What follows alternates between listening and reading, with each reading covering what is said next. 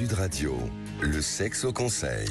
Alors on va revenir dans un instant sur le sommeil, mais d'abord je voulais revenir sur ce préservatif qui craque. C'est justement mardi où nous avions une auditrice qui s'est retrouvée enceinte à cause d'un préservatif qui craque. Donc je voulais juste revenir sur ce sexe au conseil parce que c'est important.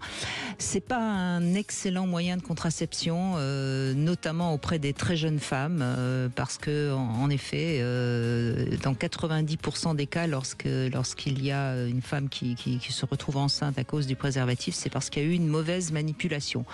Alors je rappelle qu'on n'ouvre pas un sachet de préservatif avec les dents ou avec les ongles, parce que justement on peut légèrement abîmer le latex.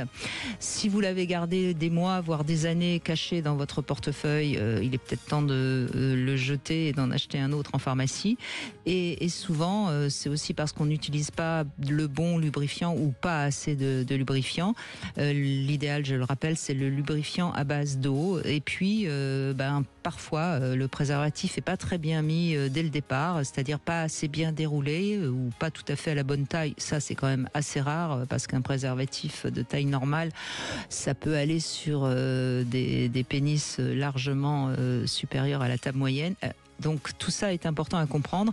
Enfin, rappelons que lorsque le rapport est très long, il est peut-être nécessaire de changer de préservatif. De même, lorsqu'on change beaucoup de position, il peut y avoir un moment où il y a une petite baisse d'érection, ce qui fait que le préservatif ne sera plus tout à fait apte à faire son rôle. Voilà, donc pensez à tout ça, c'est bien, c'est un moyen de contraception et c'est surtout le moyen idéal pour lutter contre les infections sexuellement transmissibles, mais il y a quand même une bonne utilisation qui est nécessaire.